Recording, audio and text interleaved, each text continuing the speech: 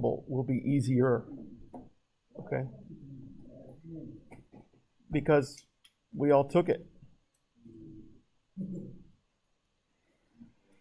It's a lot of three-dimensional stuff. So if you're not a good visualization person, it's tough in that aspect. It's very graphical. It's algebra heavy. So anyway, let's start with mother functions. You found it? Oh, because they're doing that cup thing? Yeah, sorry, man.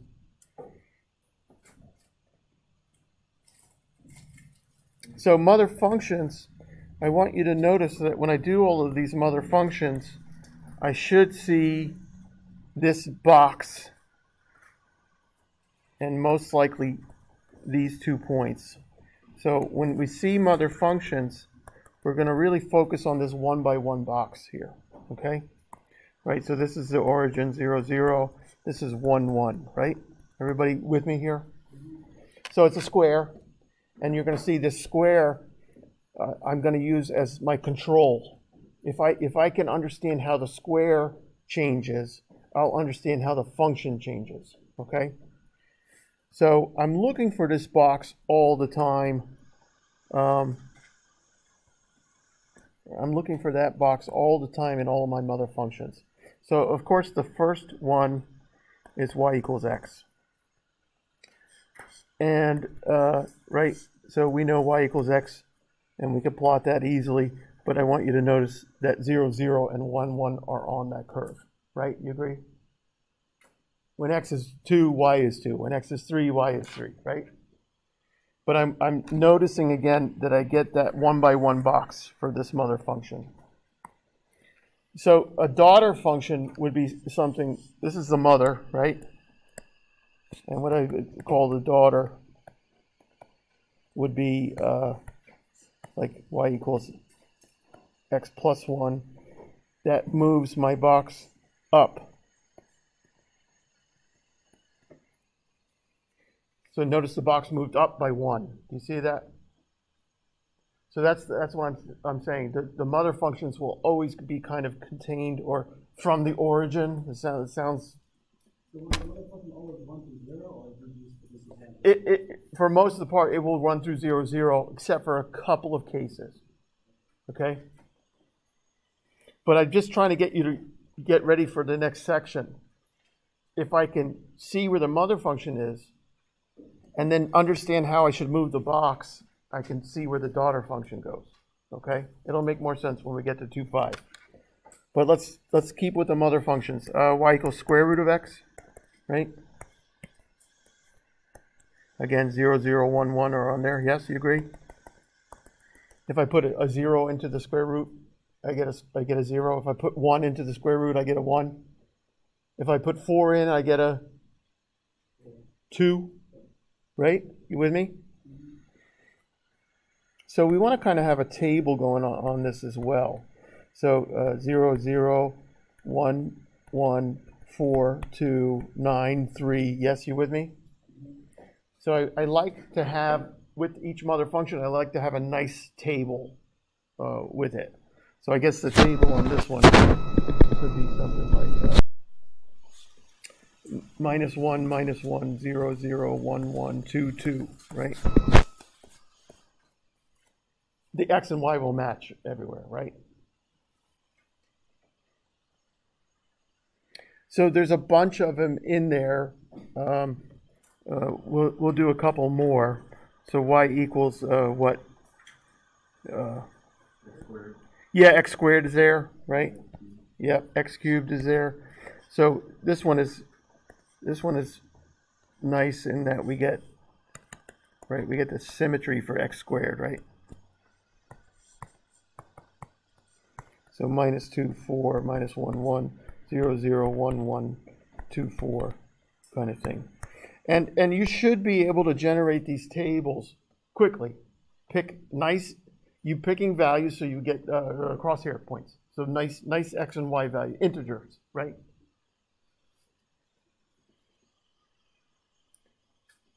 An interesting one. So there's a bunch of these in the book. I guess you should.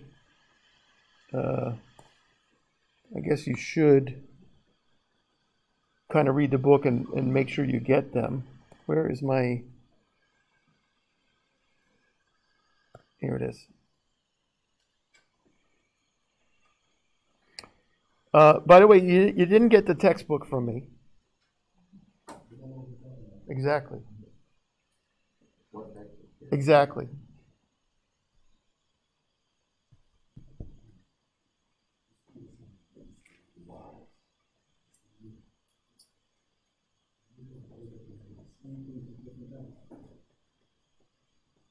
It is a big file, so what I would say is download it onto your computer, download it onto your phone, right? So you don't have to open it and wait for it to load every time.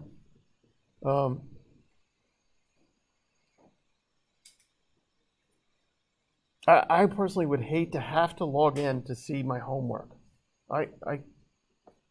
It's just not me. So I want to just go to this particular section, chapter 2, 2.4. It says library of functions. Boring. Mother function sounds like I'm cursing at least, right? So there's a bunch of them: square root of x, right? Cube root, etc., etc. It's my little piece that I'm talking about with this box that you'll see I'll take into account later. So next one is square root of x, which is our first piecewise function.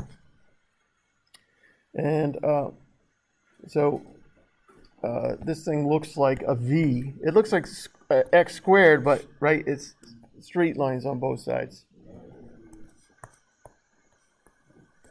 And so we definitely see the symmetry here.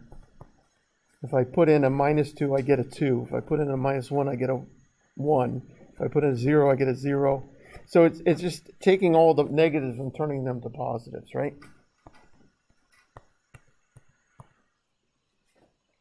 And so this is our first piecewise function that we're going to be talking about.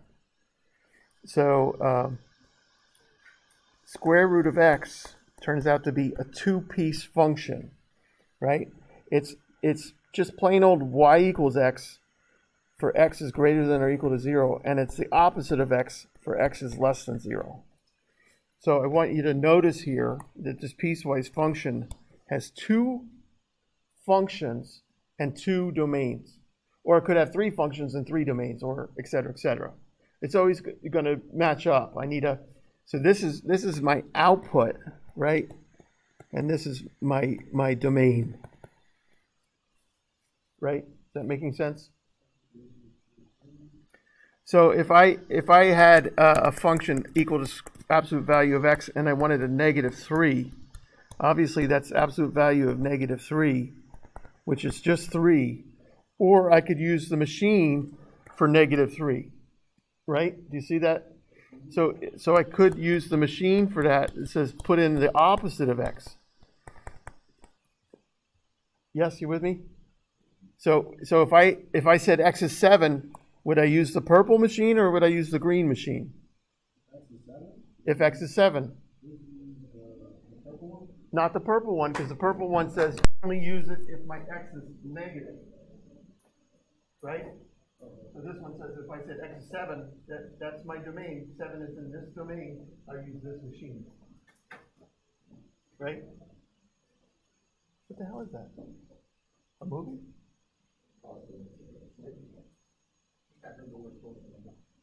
Oh, man.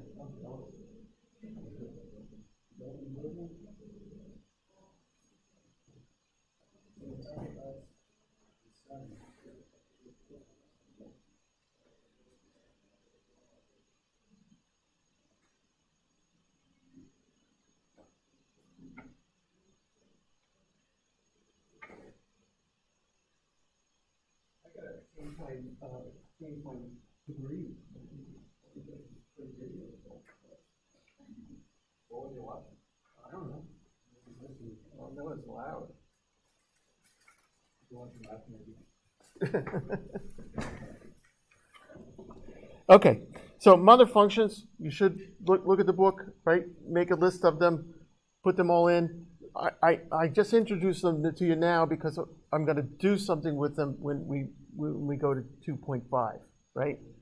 But the key is that hitting those corners. Oh, another one is 1 over x. This is a weird one because it only hits 1, 1, but it also hits -1, -1. So this is so the box is a little strange on this one.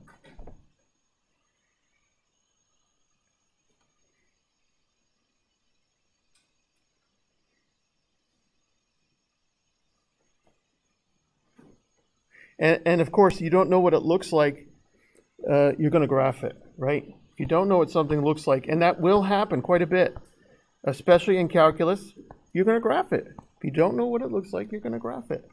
So f of x is 1 over x, right? And then I'd like to kind of put in something else I know. I know it hits the point 1, 1, right? So you don't know what it, I give you a function, put it in your calculator right away. I'm hoping we're in a computer room next week, and then we'll do everything on Desmos. So you won't have to carry that dinosaur calculator around.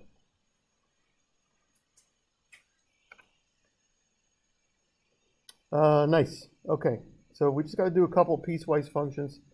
And the deal with the piecewise functions is, one, don't be afraid of them. Okay. And two, you just have to, you got to either, if I give you a piecewise function, you have to graph it, or if I give you the graph, you have to come up with the pieces, okay? And then we'll ask all things like domain and range and things like that. So I'm done with mother functions. I told you that was simple. Look at that list. You pretty much, you can't be wrong if you just use an x. X cubed root of x, right? 1 over x squared, anything like that. We're going to all talk about them as mother functions. All right, piecewise functions.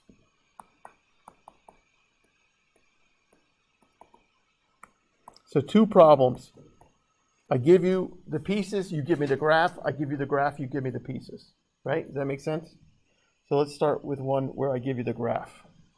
So I've got this one. This is example from the textbook. I've got a 2-piece function. The first piece is 2x plus 3. That's the y value, right? That's the function, right? And the domain is x is less than 0. And the second piece is minus 1/2 x plus 3. And that is if x is greater than 0 or equal to 0. So most of these will be lines. Sometimes it'll be a curve. One of the mother functions maybe, okay? But the idea is for us to be able to get the domain, get the graph, get the domain, get the important points, get the range even, okay? So for me, if I'm shaky with graphs, I'm going to do this first before I come up with the table, right? So I'm going to do this with Desmos. So my first function is y equals 2x plus 3, right? And I want this in curly brackets for x less than 0. And it cuts off the end. It cuts off the other half of the piece, right? The other piece of it. You can see Desmos instantly gives me the important points. It's giving me the x-intercept and y-intercept, right? So that's something we like about that. I should notice that there's a point 0,3 at the end. Do you see that? The point at the very end is 0,3. Like if I plug in x is 0, right? If I plug in x is 0, so I go to my gearbox, I hit the table, and I say if x is 0, it can't do it, right? Because it's not there, yes? But I can clearly see, oops, sorry. I can clearly see that the point 0,3 is on my curve, but it's not in my domain there.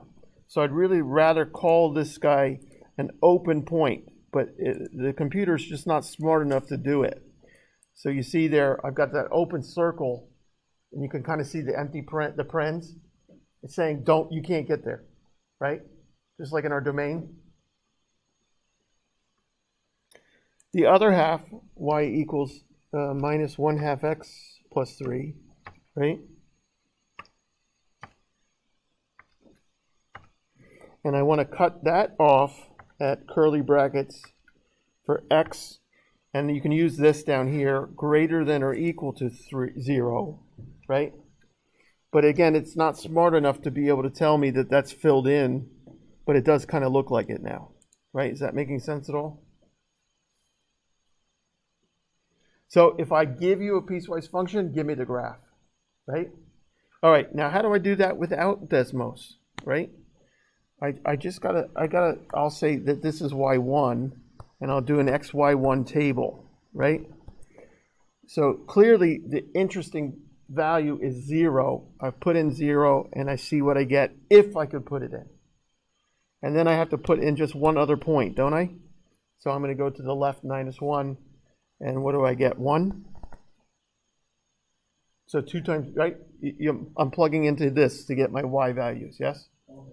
Yeah. This is what we did in whatever grade it was. And right, 2 points determine a line, but often we would put another one in just to double check, right? Do you remember doing that? So maybe but we got to make sure we're staying left of 0. So maybe we put a -2 in and we get a -1. And what's nice is on Desmos is we can plot all those points and make sure they're correct, right? So on Desmos, I forget already, -1, 1, right? And then I had -2, -1, right? You see what I'm saying? So I get to really see that I'm correct here by putting those in. But you want to be able to plot the points, obviously, right? So what points do you like for y2? Well, we should put 0 in for sure, because that's where the things are connecting, right? So we get 3. But do I want to put 1 in there?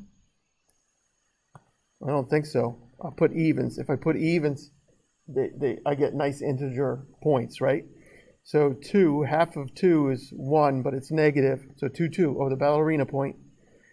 If I put in 4, half of 4 is 2, but negative, so I get 1 there, right? You agree with that? We've done this before, right? We've done this in our mathematical lives before, right? And then all I'm doing, if I'm doing this by hand, is I'm plotting those points now, right? So I'll do y1 in red. So I had 0, 3, but open, right? -1, 1. -2, -1. So there's y1. And then y2, I had 0, 3, right? I have 2, 2. And I have 4, 1. What's my domain? Now that I have the graph, I can do the domain. How wide does this thing go? Infinitely, both sides, right? So it's all reals, right? And what about my range?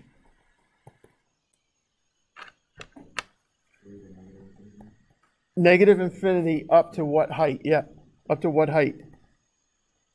3, and it's inclusive, right? I do get the 3 from one of those pieces. Right, from the red piece I don't get the 3, but from the black part of the line I get the 3, right? This is 2.4. Domain, I'm sorry, range of f is what I want. Thank you.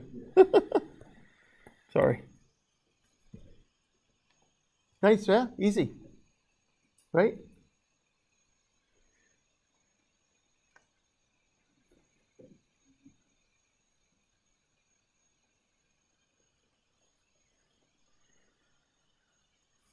So I give you a piecewise function, give me the graph, or I give you the graph, give me the piecewise function. Let's do one like that, okay?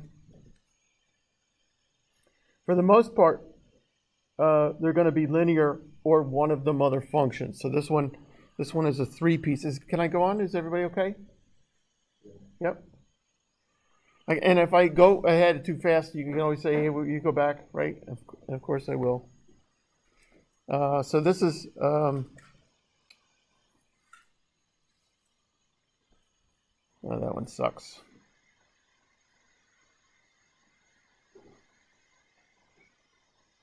Yeah, this is okay. This is number 46, so 2.4, number 46. So I like these problems I like in here. I like everything up to probably 49. Up to 49 is fine.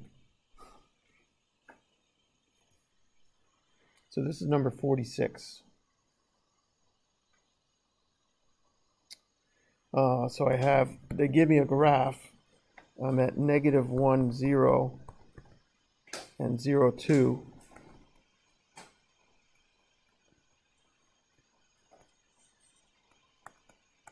And the other piece is 0, 0, 1, 1, 2, 2.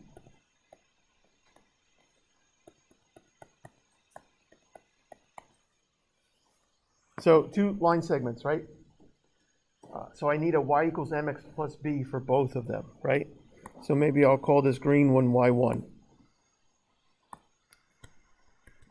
Oops, sorry, y1, y sub 1. So I need an mx plus b for that, right? And the black one I'll call y2. And I need an mx plus b for that. Separate problems, so 2 different problems, right? And I want to call the whole thing f of x, and I want to have that 2-piece part. What's the domain on the green piece?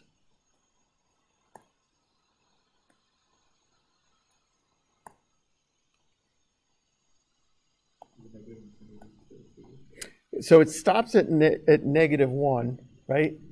And then where's the right-hand edge of the green segment?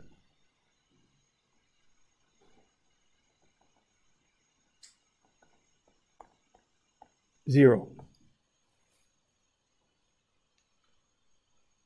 Right, the domain of the green piece is at the furthest left is -1, the furthest right x is 0. And I still have to figure out my y1 value there, right? What about the domain on the black piece?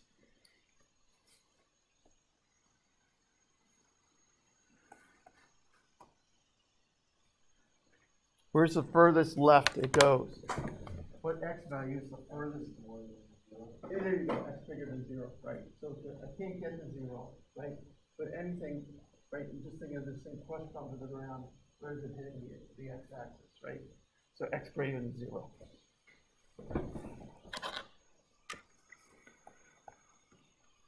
Oftentimes, like when I was growing up, I'd be walking down the street with my dad, and I'd say, oh, look at that cool car, and he'd smack me and say, no, that's a van, right? Or I'd say, oh, look at that cool truck, and he'd smack me and say, no, that's an Eldorado.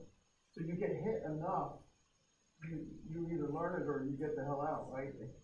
So as you're doing these, you just got to practice, and then it kind of helps to look at the answer sometimes to give you a hint, right? And then go back and get yourself to understand it or figure it out, right? So what about range here?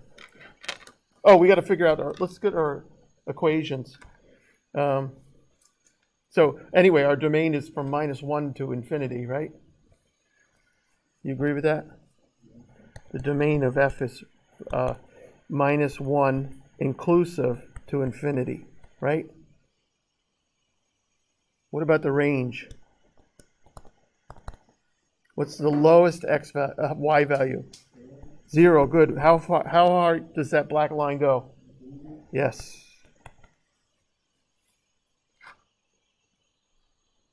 I'm thinking of what y values do I get out of this thing, right? What height could I climb to?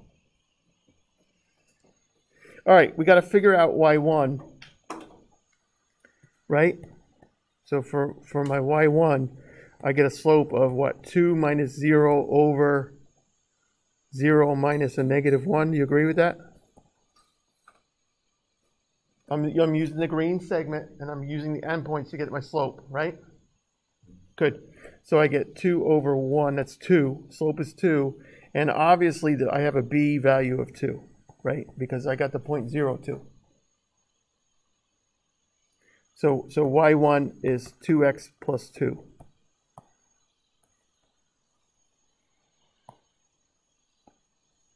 Right, so f of x is equal to 2x plus 2 for 0 is less than or equal to x, which is less than 0, right? And then my y2 work, what do I have? I have 2, 2, and 1, 1, right? Yes, you with me? So my slope is 2 minus 1 over 2 minus 1. It's 1, right? And the b value is also obvious. It's again 2, right? Oh no, what's the b value? 0, right? It hits the y-axis at 0, right? Yes? So I get y equals x for x greater than or equal to 0.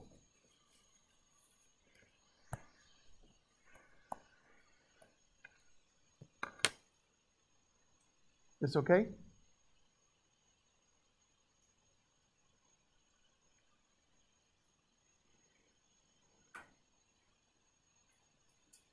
Nice. Maybe it's not that difficult. You know why students complain about it?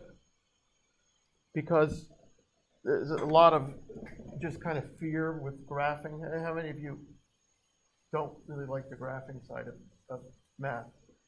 And how many of you do like the graphing side of math? And it's usually, it's that different side of the brain kind of thing. You rather, I just want to plug in numbers. I just want to get numbers, right?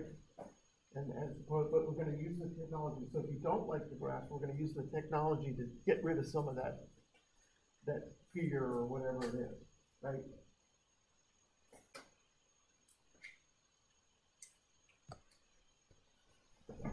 All right, let me give you homework from 2.4.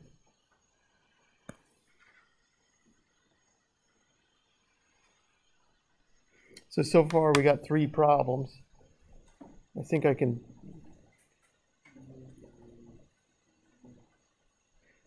So I want you to do 27. So this is 2.4, number 27. And it's give me what it's asking for, but also give me the graph and the domain. So you have to add the graph and the domain and maybe the range. Godzilla. And then do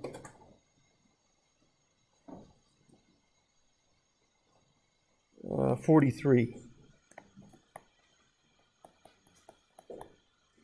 And again, domain. So I need the function. Okay, it says give me the function notation, and then but also give me the domain and range. So just those 2 problems. Nothing about the mother functions because it's too easy, right? Anytime I give you a function, you're going to graph it anyway. But you'll see what we're going to do in the very next section. How are we feeling? We feeling okay here? We feeling comfortable? Nice. I don't, but I thought there was. I think there's a computer lab here. They should have one in there.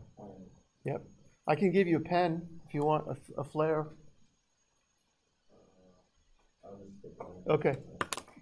I can't stand holding a pencil, so I usually use a Sharpie or a flare or something.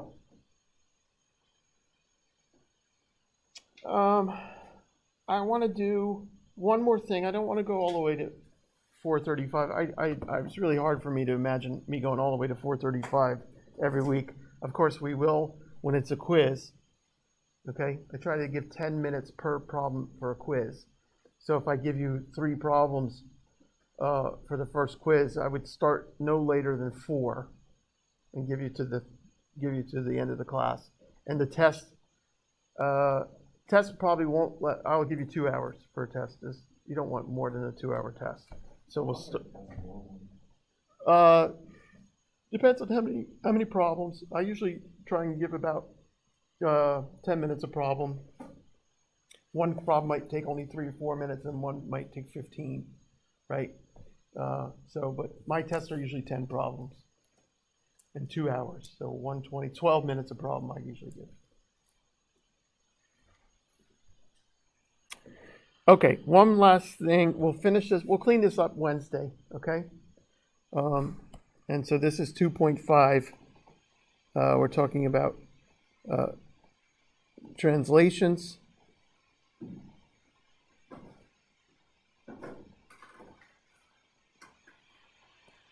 Translations and transformations of functions.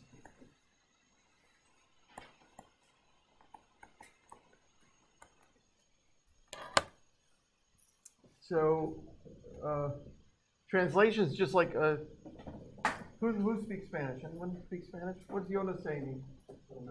I thought you said you spoke Spanish. So a translation means the same thing, right? Right, for when we're speaking, but for functions, it's just I'm going to take the exact same shape and move it somewhere, right? I'm going to move it somewhere. And then you remember, like, what was that? That Transformers thing? You remember Transformers? Where it would go from a car to a robot or something? So I'm actually going to bend it. I'm going to actually, manipulate the shape, okay? So it's not that important that you know that. I'm not big on definitions of things, but it's just a nice way to think of it, right? Translation, I just move something and it stays, it keeps its shape. And then the transformation, I'm going to actually bend it a little bit, right? So we want to look at a couple of these first. I would say you can even not take notes right now if you want, and just listen, because really all I really care about is me showing you this little piece of technology that we're going to do. Now, this is kind of nice that we can do these on Desmos as well. So maybe I won't even show you the technology. Maybe I'll just go to Desmos. So anyway, with mother function, square root of x, right? Translation, square root of x minus a number. I'll say c. Which way do you think it's moving? This one actually moves to the right. So, but it keeps its shape. So what I want you to think about is interior shifts act inversely. So it says I'm subtracting c, but I'm actually adding c. Okay? So let's take a look at this on Desmos. Again, you don't have to write this right now. We're going to recap it next week. Wednesday. But I like f of x, right,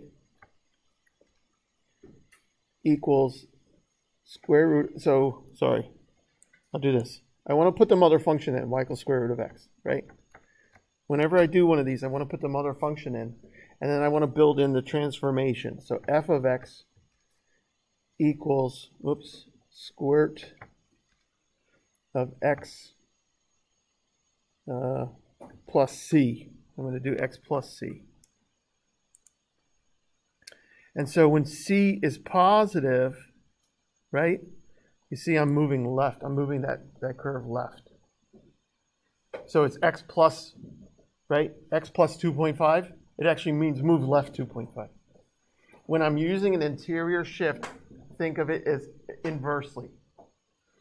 And when c is negative, I'm actually moving it to the right. So this is now f of x is the square root of x minus 1, right? But the graph moved to the right. Yes?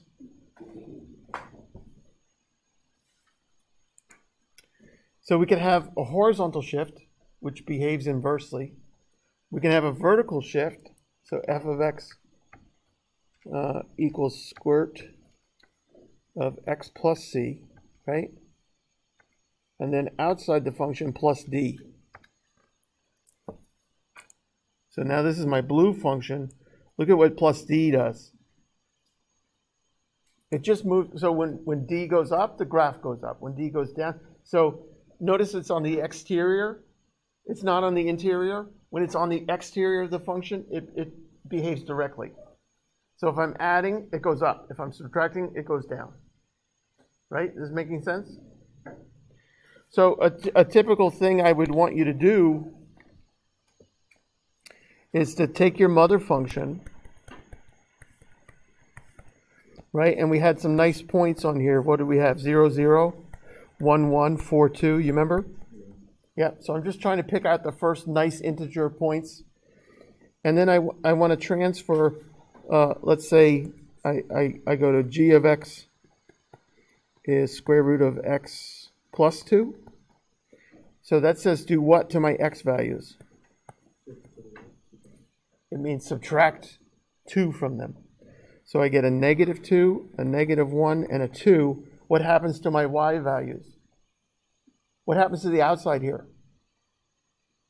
What I did was inside, right? Is there anything changing outside? No, so that those y values are staying the same.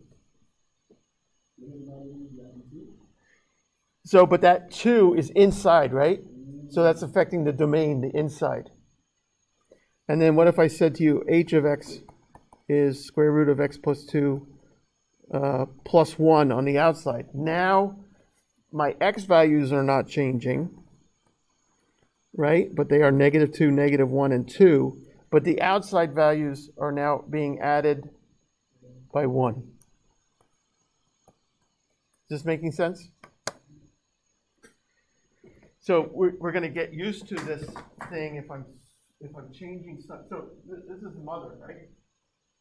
Yeah. This is the daughter. This is the granddaughter. Right. So we're trying to think of, right, how the original is changing, how the next one's changing, and you can do it step by step, or you can do it all at once, right? This says takes the mother and change all your x's by -2, and change all your y's by 1. Right? So all from the mother, all the x's by -2, yes? And from the mother, all the y's by 1. Right? But sometimes it's easier to think kind of, right, one step at a time.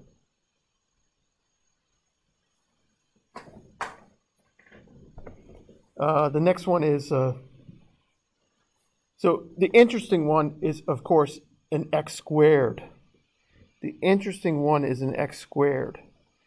So the big problem that you have to be able to do here, and I will torture you with this in Calc 1, is completing the square.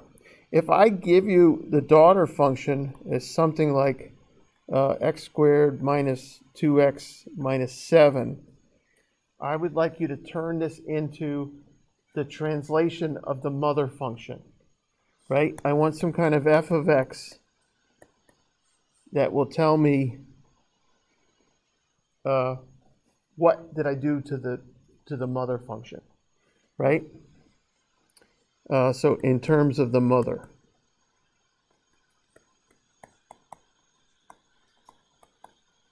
Of course, which is x squared, right? All right, so watch what I do. We're going to complete the square. I will write this down step by step next class, okay?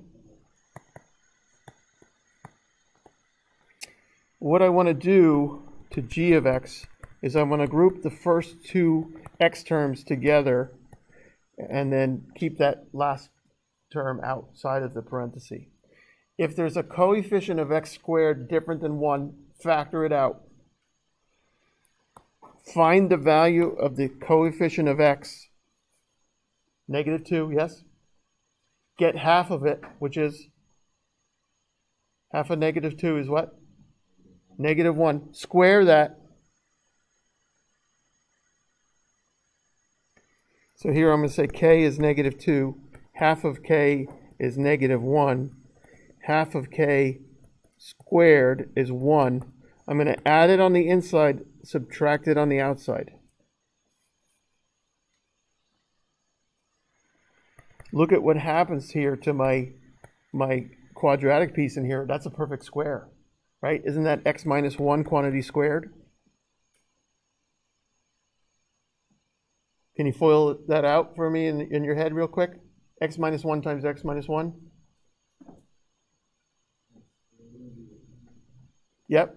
And so I get x squared minus 8. So there is my transformation of x squared. Where did I move? Where did I move it? I moved it, I took the regular old x squared thing, and I moved it 1 to the right, and then 8 down. I wish I didn't pick -7, but I did. So again, here's my x squared term, right? 1, 1, yes? I'm going to move it 1 to the right, and then 8 down. So it's going to be down there. If I just move my box, I know where, it's like I'm creating a new origin, right? By moving that square, I'm creating the new origin, right? Let's look at that one.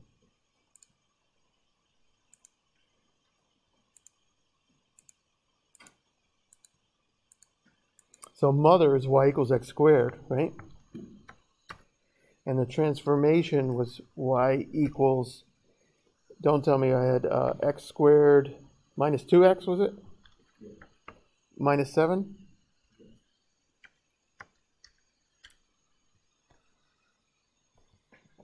Exactly the same function, just moved, right? So look at the origin. 1 to the right, yes? And then this is 2, 4, 6, 8. Who do you appreciate? Robert, right? But that's, right? You see what's happening there?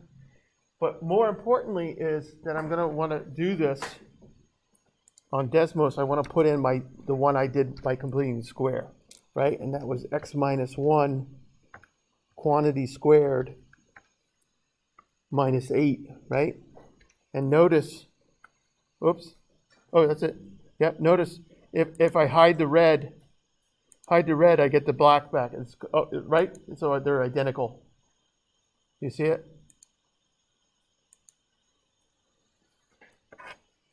Let's do another one.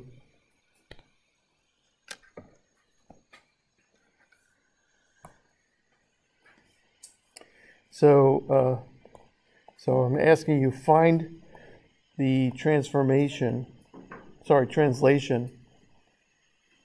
of y equals x squared if y equals x squared plus 4x minus 2.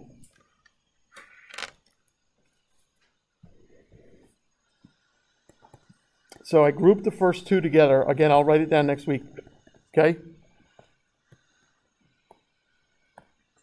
And I keep that ax squared plus bx plus c, right? I want to isolate ax squared plus bx. If there's a coefficient in front of x squared, factor it out. Then find me the coefficient of x. And we're going to call that k. Why am I not calling it b? It doesn't matter, but if there's a coefficient in front of x squared, it's going to change the value of b, the original value of b. So k is 4. What's half of 4? And what the hell is 2 squared? 4, right? So I'm going to add 4 on the inside, and I'm going to subtract it on the outside. Do you see what this factors to right away? It's always x plus half of k quantity squared. So now I have y equals x plus 2 quantity squared minus 6. So where am I moving the mother function x squared? Left 2, down 6, right? This okay?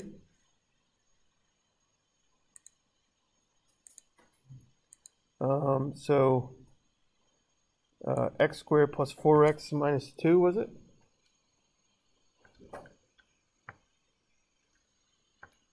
So left 2 from the purple, right? It's a little confusing with these dots because it's giving me intersections and everything. But from the origin, left 2, down 6, 2, 4, 6. And we want to check that new y equals, right? The completed square version. You remember doing complete square before? You remember using quadratic formula? How you developed a quadratic formula was completing the square, right? But the quadratic formula is just so much easier. Right? And the other one was so painful. So x plus 2 quantity squared minus 6. And again, I'm just watching that the green and the black are matching up to see if I got it right.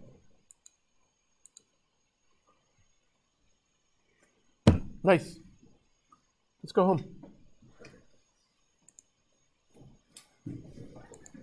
Oh, can I take attendance real quick? Sorry, and wait, and just wait